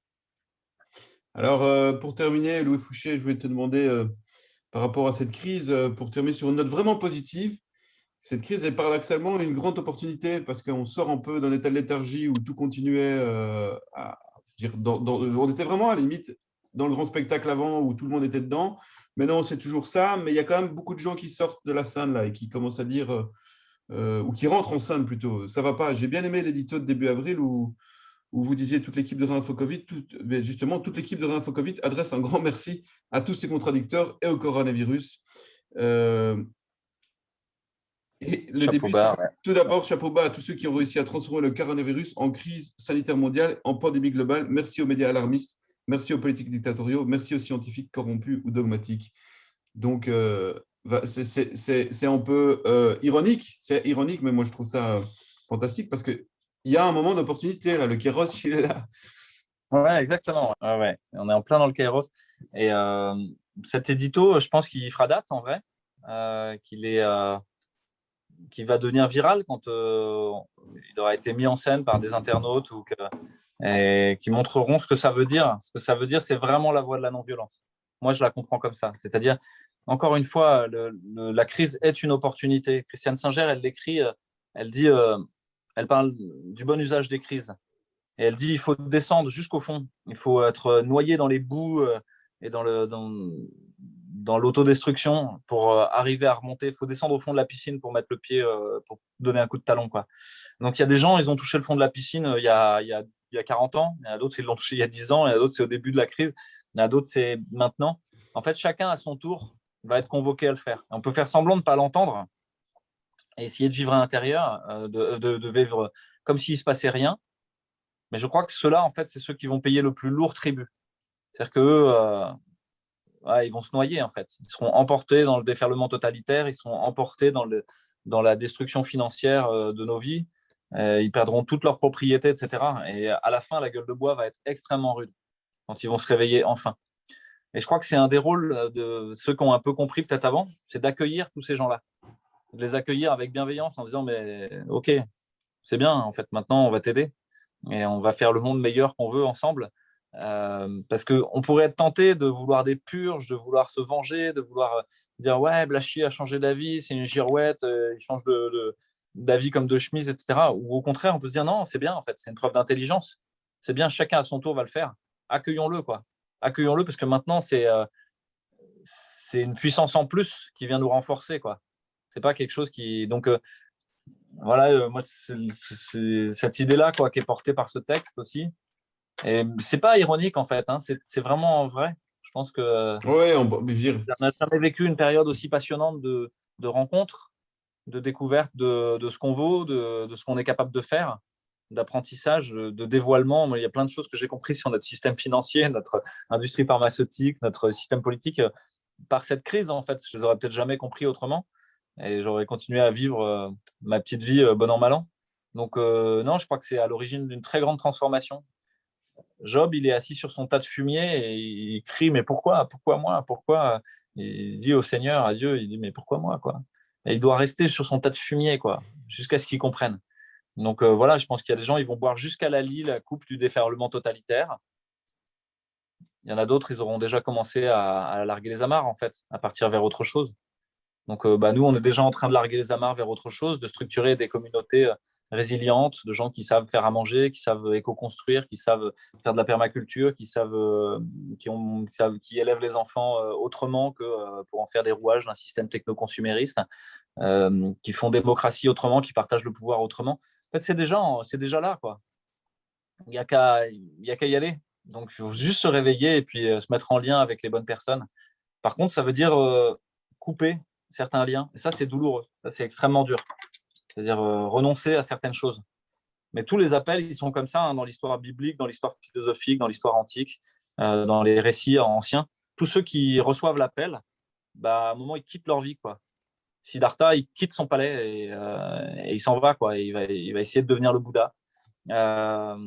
C'est vrai pour Samuel, c'est vrai pour voilà, Jérémie, pour David, pour tous les personnages finalement bah, les gens ne s'en souviennent peut-être plus, ils connaissent plus forcément les mythes, mais dans tous les mythes, il y a cette idée que bah, les héros, à un moment, ils abandonnent ce qu'ils faisaient avant pour devenir autre chose. pour retrouver Bah, ça autre y est, ça chose. nous est offert en fait, ça nous est donné. Ça nous est donné d'être des héros. C'est Je une crois chance, que c'est un... c'est une chance inédite. Espérons ouais. qu'on sera assez à la saisir. Merci Louis pour ce bon moment et pour ces beaux mots. Et ben, Ouais, j'espère mais là que. encore, je te rassure, c'est que si on n'est pas assez à la saisir, ça recommencera dans 5 ans pareil. Ouais, je pense que Et si on change pas notre modèle, c'est finalement, qui fini. détruit le monde, tout le monde est conscient de ça. Aujourd'hui, je pense qu'il peut émerger une espèce de spiritualité laïque de l'environnement. On n'a pas besoin forcément d'une religion, hein, parce qu'il y a des gens pour qui la spiritualité, ça fait peur, parce que les religions, c'est des constructions humaines avec des jeux de pouvoir, etc. Mais en fait, toutes les constructions humaines sont des imparfaites avec des jeux de pouvoir. C'est juste ça qu'il faut regarder en face et travailler justement au pouvoir, à qu'est-ce que c'est, comment on partage la décision, la connaissance, comment on fait avec les gens aussi tels qu'ils sont, plutôt que de toujours vouloir bâtir une réalité idéale. Non, juste faire avec ce qui est donné en fait et trouver la place pour chacun. Il y a une place dans des collectifs, même pour les pervers paranoïaques narcissiques. Il faut la trouver, c'est tout. Mais il y a une place pour les timides, il y a une place pour les actifs. Donc, si la crise n'est pas résolue là, si on n'est pas capable de transformer l'essai maintenant, elle reviendra.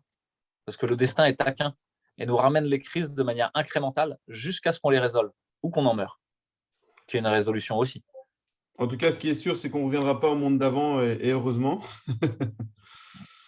Comme on l'avait signé dans un édito de Kéros, puisque le monde d'avant, ben, c'est ce qui a provoqué aussi cette crise de coronavirus et tous ces symptômes. Merci beaucoup, Louis Fouché. Ouais, je l'ai dit plusieurs fois, peut-être je peux le dire dans le Kéros. Je pense qu'on est face à un. Désolé, je tiens un Oui, crachoir, oui, tu voulais oui. comprendre. Mais on est face à un déferlement totalitaire. Il y a plein de gens qui ne veulent pas le voir et à qui ça fait peur. Il y a des gens qui m'écrivent même pour me dire mais je suis d'accord avec tout ce que vous dites, mais quand vous parlez de déferlement totalitaire, là, je ne peux pas entendre. Ouais, Donc, il faudrait trouver un autre mot, il faudrait trouver une autre façon de le dire. Peut-être totalitarisme, ça fait peur. Quand le pouvoir se raidit, quoi, on peut le dire comme ça, je sais pas. Un truc un peu soft, quoi. Moi, j'avais parlé de totalitarisme soft à la française. on a eu la Soft même dictature. chose. On a eu la même chose avec ces mots, ça a créé des conflits en rédaction. Mais je pense qu'à un moment donné, il faut avoir le courage des mots aussi. Et peut-être qu'il faut les adoucir dans les mots avec lesquels on les entoure, mais il doit y avoir des mots. Moi, je pense qu'on rentre vraiment dans on pourrait dire dictature soft, totalitarisme, et là, ça devient vraiment fort. Il faut que les gens l'entendent. Il faut des groupes pour pouvoir parler, des débats. Ouais. Ça viendra. Et face à ce totalitarisme, il y a un fort risque de déferlement de violence, parce que ça, c'est la violence mimétique chez René Girard, en fait. Une tentative de résolution, il y a une violence en face, mais je vais être encore plus violent dans une spirale mimétique, jusqu'à l'éradication de l'un ou de l'autre, au sacrifice d'une victime émissaire, qui normalement permettrait de recomposer le nous. Sauf que ce nous, il n'existe déjà plus, en fait. Et pour moi, ça, c'est la troisième voie, c'est celle de la non-violence, c'est reconstruire le nous à partir des décombres du réel qui est en train de s'effondrer, prendre les morceaux et faire une cohérence, créer une cohérence. Et tout est là pour qu'on crée ça. Les gens, ils le savent au fond, quand ils interrogent au fond de leur cœur, qu'est-ce qu'ils veulent? Est-ce qu'ils veulent être en sécurité tout le temps, avec des vaccins tout le temps, contre des virus qui leur font peur tout le temps? Est-ce qu'ils veulent consommer plus d'électronique, avoir toujours plus d'applications qui dirigent leurs fenêtres, leurs murs, leurs chiottes, une voiture qui conduit toute seule, un casque pour aller pisser, une assurance pour dire bonjour à leurs voisins? C'est ça qu'ils veulent, en fait? Je ne crois pas, moi, en fait. Il y a quelques personnes qui veulent ça. Mais l'immense majorité des gens, je pense vraiment, et ça me rassure sur l'humanité, parce que chaque fois que j'en discute avec des gens, c'est confirmé. Ils aspirent à la paix, ils aspirent à la joie, ils aspirent à la liberté, ils aspirent à la beauté, ils aspirent à prendre soin des personnes âgées, à prendre soin des enfants. Enfin voilà, en fait, l'immense majorité de l'humanité est plutôt réconfortante, quoi. Et à la fin, aspire à ce mot-clé, quoi, qui est la paix. Et aujourd'hui, il n'y a pas de parti politique de la paix nulle part. Ça n'existe pas. Comment ça se fait? Pourtant, c'est un vrai projet politique, la paix. Donc, je crois qu'on est en train de créer ça avec Réinfo Covid et puis avec tous les gens qui sont autour et l'archipélisation des collectifs. Réinfo Covid n'a pas vocation à englober tout, pas du tout. Au contraire, Réinfo Covid a vocation à involuer progressivement et à muer, à se transformer en autre chose, quoi. Et, et à devenir un des collectifs parmi plein d'autres qui se mettent en lien les uns avec les autres, qui ne sont pas d'accord sur tout, mais qui sont d'accord sur ces quelques données importantes de la ligne rouge qu'on a envie de suivre. Mais on suivra et on suit. On est en contact avec beaucoup de médecins belges de l'antenne Réinfo Covid Belgique. Et j'espère qu'on pourra faire quelque chose ensemble. Peut-être une fois se rencontrer ici ou là-bas en France. En tout cas, je pense qu'il faut s'unir entre Français, Belges et les autres aussi. Voilà, mille merci pour ton temps. C'est une des grosses difficultés là, dans ce qui va arriver, Ouais. c'est de s'unir intelligemment. Et pour s'unir bien, je reviens encore sur cette idée qu'il faut avoir travaillé sur avoir structuré sa peau d'abord et sa structure.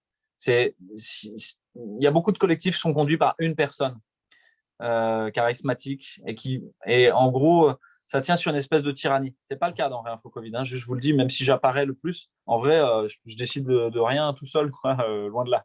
Et des fois même, c'est fatigant. Mais c'est bien, en fait. C'est bien parce que justement, c'est un truc collectif.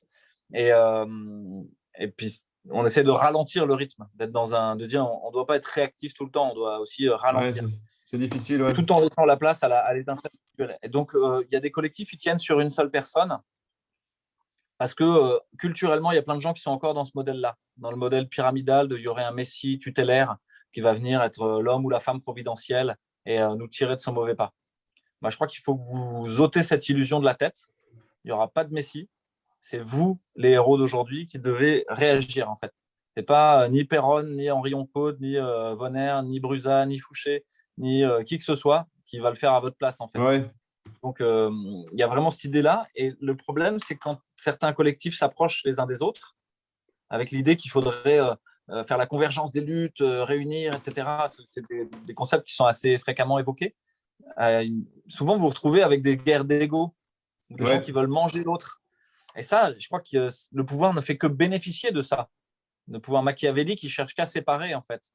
Oui, mais tu peux aussi avoir une personne comme toi qui représente un collectif et sur lequel, parce que c'est ce que je vis un peu avec Kéros, à force d'avoir été en conférence de presse, tu vois, d'avoir été le représentant d'autres idées, c'est que tu deviens un peu un modèle, mais l'idée, c'est de ne pas rester, que ça ne soit pas quelque chose d'égocentrique, mais que ça puisse donner des ailes aux autres, tu vois, et que ça soit, je vois ce que tu veux dire. Et ça, c'est vraiment vrai, c'est que autant je vous dis, il y a un risque dans ces structures pyramidales, autant, et ça va vous paraître paradoxal, mais je vous dis, on a besoin de héros. Et on a besoin de héros qui parlent aussi H-E-R-A-U-L-T, de gens qui prennent la parole et qui osent y aller. Et donc, la question, c'est comment est-ce qu'ils mettent au service du collectif leur énergie ou est-ce qu'ils mettent l'énergie du collectif à leur service? Et c'est vraiment ça qu'il faut se poser comme question et arriver à trouver le juste équilibre. Et après, plutôt que de vouloir tout réunir sous un chapeau commun, c'est plutôt archipéliser tous ces collectifs ensemble et les réunir pour des actions précises, pour de l'événementiel, pour le travail sur la nourriture, pour un travail sur la philosophie, pour un travail sur des choses comme ça. Voilà. Merci. Donc ça, il y a déjà des gens qui y travaillent. Hein, il y a un vaste chantier devant nous. Ouais. Et c'est plutôt joyeux, c'est reconstruire le monde et la société. Donc finalement, c'est chouette, quoi. C'est une bonne chose. À partir de l'héritage, en fait. Et il y a plein de choses dans l'héritage qu'il faut aller prendre. Hein. Ce n'est pas une reconstruction de neuf. Hein. On n'est pas dans du New Age ou du néolibéralisme. Hein. Non, c'est à partir de tout ce qui a déjà été fait, de toute l'expérience des humains rassemblés depuis l'Athènes du IVe siècle jusqu'à, en passant par toutes les civilisations et même les peuples premiers ou d'autres. En fait, il y a plein de façons de partager le pouvoir qui nous ont déjà été léguées. Et il n'y a qu'à y aller, quoi. Et expérimenter aussi. Pas dire il y a un modèle qui va marcher pour tout le monde, mais dire non, à certains endroits, c'est très bien d'avoir un modèle pyramidal. Tu veux organiser une manif, c'est très bien d'avoir un tyran et des gens qui exécutent, tant mieux. Mais tout le monde est d'accord, c'est circonscrit dans le temps et dans l'espace. Voilà, donc ça, c'est l'idée de la contribution ou de la coopération. Je pense que c'est quelque chose qui doit nous guider. Et ce n'est pas du tout violent, ça, au contraire. Merci, Louis. Merci à toi, merci à Kairos, à toute l'équipe de chez vous, belge et varoise. Et puis, prenez soin de vous d'abord, avant de vouloir changer l'autre. Déjà, se changer à l'intérieur pour être prêt à y aller. Parce que si vous avez une posture qui est juste, en fait, là, votre discours va devenir juste et votre impact va devenir juste. Si vous êtes en colère, si vous avez peur, en fait, ça ne marchera pas. Parce que les gens, ils ne voudront pas vous ressembler à ce moment-là. Ils essaieront au contraire, de vous mettre dans un coin en disant « mais moi, je ne veux pas ça. Je ne veux même pas voir ça. » Alors que si vous êtes plutôt joyeux, avec de l'humour léger, en fait, on a beau ne pas être d'accord, à la fin, c'est pas grave. On est en lien. Je suis d'accord, mais c'est parfois dur quand on se fait gazer par la police. Comme hier, je me suis fait gazer. C'est parfois plus dur, mais j'entends ce que tu dis, mais il y a des moments où c'est plus difficile. Mais on en revient à cette idée de la non-violence. Tu dois te dire pourquoi ce truc-là est une leçon. Et dois me dire, je dois faire autrement. En fait, chaque fois que tu butes contre un mur, pour moi, en permaculture, on dit il y a toujours au moins une autre façon de faire. C'est-à-dire qu'en fait, il y a plein d'autres chemins. Et que la réalité me dit, ça n'est pas le bon chemin. Il faut que j'emprunte le truc autrement, quoi. Et donc, c'est à chaque fois une sorte de mise à l'épreuve, de défi, mais de défi joyeux, rigolo. Comment je fais pour que les antifas, enfin, les gens comprennent le vrai visage de ce truc? Comment je fais pour que les gens comprennent le vrai visage de l'utilisation de cette violence-là ou de ces collectifs-là par le pouvoir? Ou comment je fais autrement que la manifestation pour aller montrer à l'opinion publique? Il y a plein d'autres façons, je pense. Ouais. Aujourd'hui, les gens ils vivent plus dans un monde numérique qu'un monde réel. Aujourd'hui, en Colombie, il y a des millions de gens dans la rue, personne n'est au courant. Tu es obligé d'avoir des copains colombiens pour qu'ils te le disent.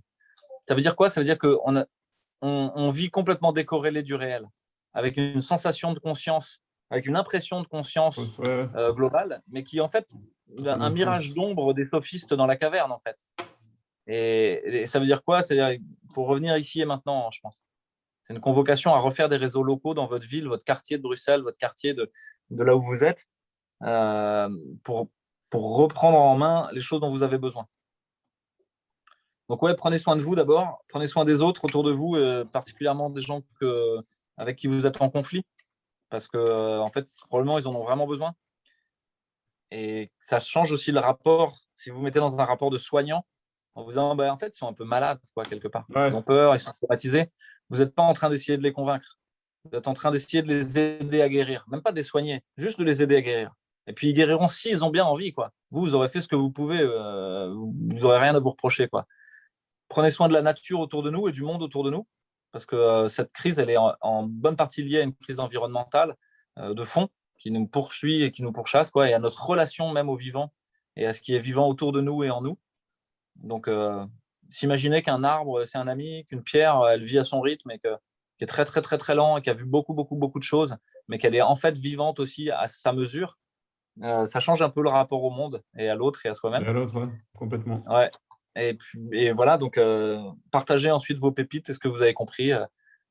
Éteignez la télé, Sûr. utilisez votre téléphone portable comme un pharmacone. Pharmacone, c'est le poison et le remède en grec. Donc peut-être ça peut être un remède. Là, en tout cas, moi, c'est ce que j'expérimente, hein. Je suis plutôt décroissant normalement au niveau matériel, hein. Et là, j'expérimente que le numérique est très utile à fédérer et à organiser les collectifs. Et donc Ouais, vraiment, c'est l'idée du poison et du remède. C'est le poison, mais c'est aussi c'est le probablement une remède partie aussi, du ouais. remède. Tout à fait. Et ne croyez pas ce que vous dit le big data et l'algorithme, et ne partez pas au 100 coups sur chaque nouvelle. Ah là là, l'Inde, ah là là, les enfants, ah là là. Éteignez ça, en fait. Ouais, je comprends. Sûr. Éteignez la Merci, télé. Alexandre. Merci à toi et à bientôt. Ouais, à bientôt. On coupe l'enregistrement là.